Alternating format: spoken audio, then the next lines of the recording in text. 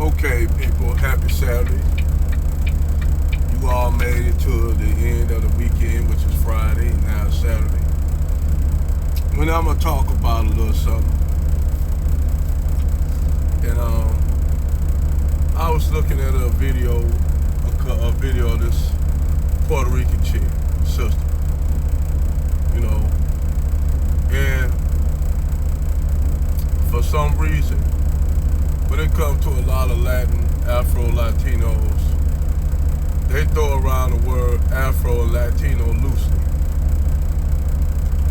And what I mean by that, a lot of them that was born and raised here in the States, they throw the word Afro-Latino around, like it's real loose, like it's just something that's attached to them that they really don't want to be there. Because in their mind, if they wish they could just be Spanish. When only thing I can tell them, a lot of these Latinos in the States or in them Latin countries, if they were to go over there to Spain, they'll get treated completely different. Because what they don't understand is the Spanish people see themselves differently than Latino people. Let me say that one more again. Spanish people that's from Spain see themselves differently than how Afro-Latinos or Latino people in general see themselves. I know I used to be in the military. I've been over there. And a lot of them people, even though they'll say they're Spanish, it's a huge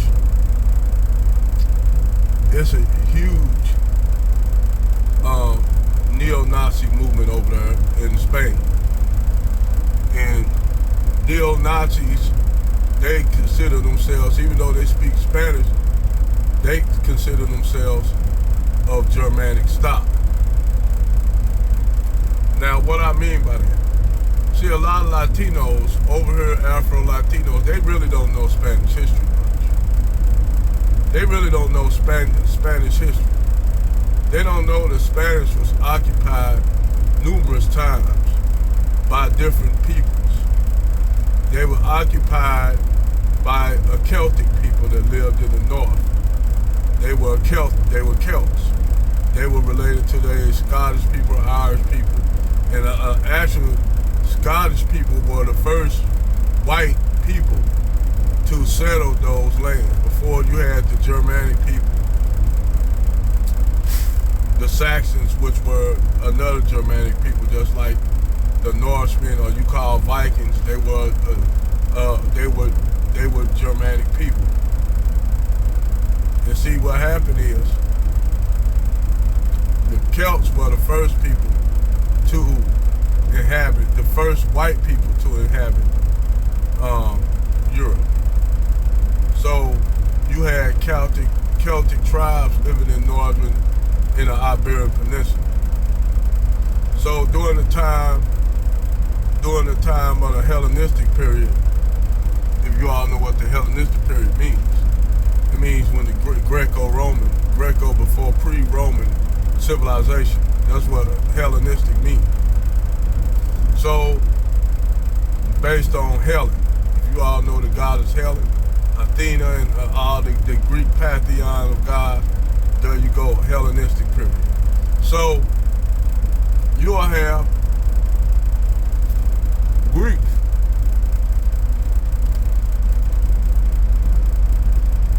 settle the southern part of the Iberian Peninsula, near the Straits of Gibraltar. They settled there. Well, it was a colony there, but the colony somehow disappeared. And the Phoenicians took Spain from another group of people that moved in that region known as the Celts. So the Phoenicians up under Hannibal conquered that on his way to destroy Rome.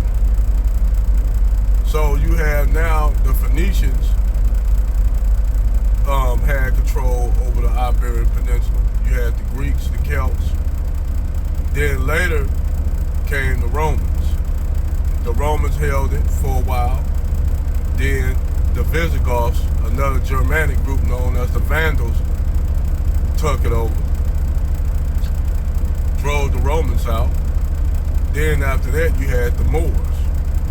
Now keep in mind, you had Greek people, Greek-speaking people, Celts, Latins. Then you had Phoenicians, which were, you could call them Semitic people. Then later on, the Visigoths, another Germanic people, came and took it. The Romans. Then the last conquerors of Spain were the Moors. So all these people, different people, conquered Spain. This added to what you considered the Spanish language. This is how the Spanish language was made and created. Also, Portuguese is basically ain't nothing but Spanish, but it's more Germanic.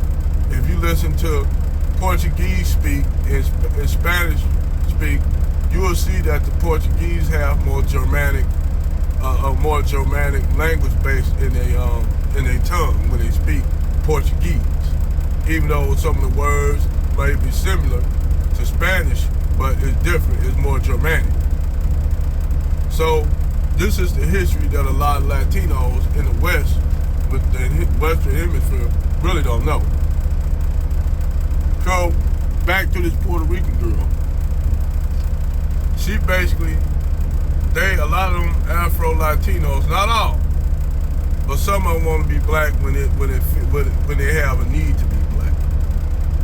See, a lot of them, especially with the Puerto Ricans, they could go about throwing around the N-word like it ain't shit, and nobody don't say anything about it. But then when it's time for them to get out that box and stop being black, they go back to, oh, well, we don't see ourselves like them Negroes. They'll say that real quick around white people. They don't see themselves as being black. But soon they get around black people, they say, it's like, what's up, nigga? You my nigga, you know they all this shit. And this the shit that that I found suspect with a lot of them. Not all of them, but a lot of them. Because they'll throw that N-word around and then get around white people, they pretend, they act like they ain't even black no more. They'll say, oh, I'm Afro-Latino, and we different. We different from you black Americans. So you are. And you're right, when they say that they different, especially people of her ilk, she really are. Because the way I see it, a lot of the Latinos, not all of them, but a lot of them laid down and took white supremacy. They laid down and submitted to it. Black Americans, we never submitted to it. We don't take pride in speaking English like they take pride in speaking Spanish, because we know English is a language of our former slave masters. So we don't have no pride in it. If we could go back to our old original tongue before the Europeans brought some of us here, and you already had black people living here as well, but if we could go back to our tongue, we'd do that in a heartbeat.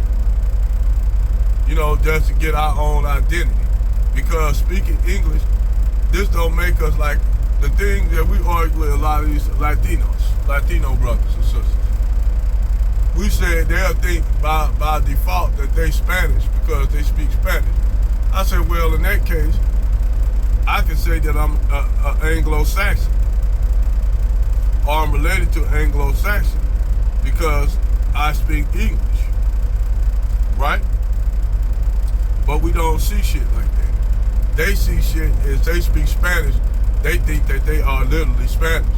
When if they take their ass over to Spain, they gonna get a completely different take on what Spanish is. As the what's his name, used to play with San Diego, he went over there, man, and he thought he was gonna go over there and get open, warm welcome over there in Spanish. I forgot his name, but he thought he was gonna get a warm welcome over there. You know, and he got his nigga moment. The Spanish don't see him no different. So you speak Spanish, you still a nigga. So he came back and talked about the blatant racism over there in Spain.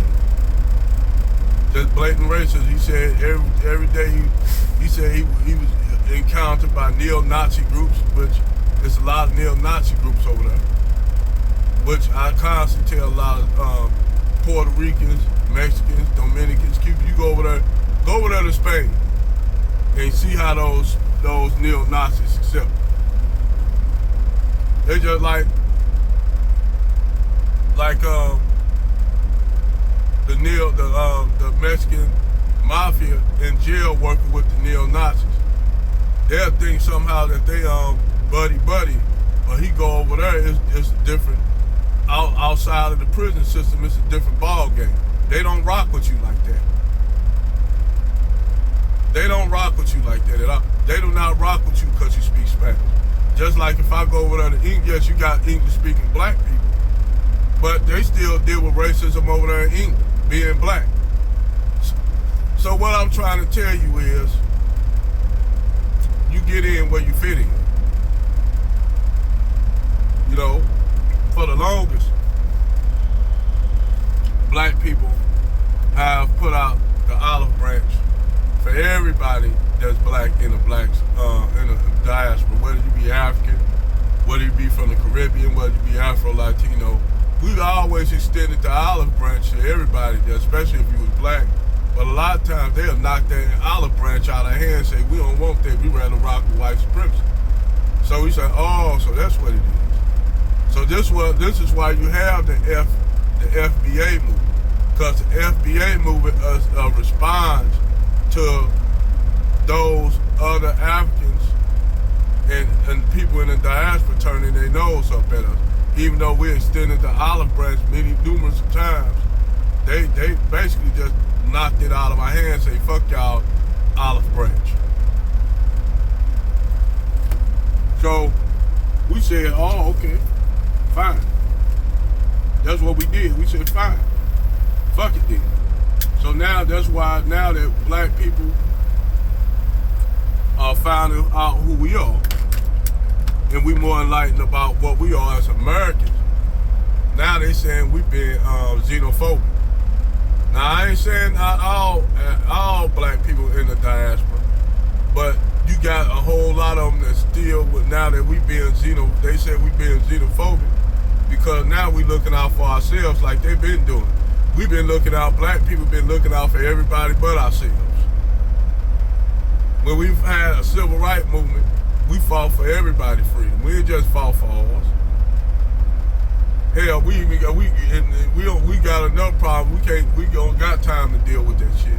We got enough problem dealing with the women in our community, trying to be with white supremacy. We got a lot of black women who think they different. They think they self different from the men. They think they different until they get that wake up nigga moment.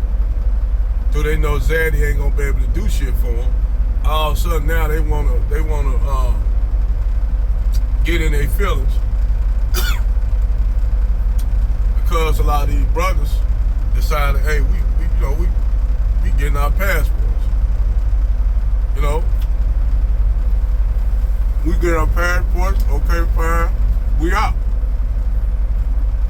So this Puerto Rican chick sit up here and say the passport brothers are, they guys that they not no real men. They going over there taking advantage of Afro-Latino women and shit like that. And I said, well, these women, they speaking for themselves, because a lot of them, they've been getting attacked by black women in the States, because the black women, the black American women have been belittling them, saying they poor and they'll do anything, and they barefooted and dirty-footed and shit like that, insulting these people. So these women are, oh no, you got, they coming out, Brazilian sisters coming out, Filipino sisters coming out. A lot of women say, oh no, you ain't gonna disrespect us like that. They've been holding their own down with these American black women who sit up there and be ignorant. So now you got a few of these feminist-minded Latino women, that's mostly Puerto Rican, talking about the passport bros and shit like that, because now even with the Puerto Rican women, they got a problem with even the Puerto Rican men going out and getting with Becky and Susan. They got a lot of that in their community. And what happened is they got a lot of you see Latino women getting with the with white men, but the white men doing them just like that, especially if you're black, Afro Latina, as you call yourself. They're letting you know you still just another nigga bitch. Yeah, you speak Spanish, so what? You know? And that's what's going on. And they see the Latino men, the Puerto Rican men, they going down there with, a lot of them be down there with us. They be right down there. You have Puerto Rican brothers right down there in Brazil right now. In Colombia right now. And it's even better for them because they speak Spanish. And then with Portuguese, ain't really no difference between Spanish and Portuguese, so you know they can kind of get talk to each other a little bit. And see, that's what you got. You got a lot of these Latin brothers. They a lot of them been having their passport and been going down there. I got a Mexican buddy. He said he do not want a Mexican American woman because they influenced by the feminist system, the godocracy here. So that I ran that down to you all. I got a few videos, depending on how I feel. I ain't been feeling so well lately, you know. But if I feel better later on, I'll do another vid. Over and out.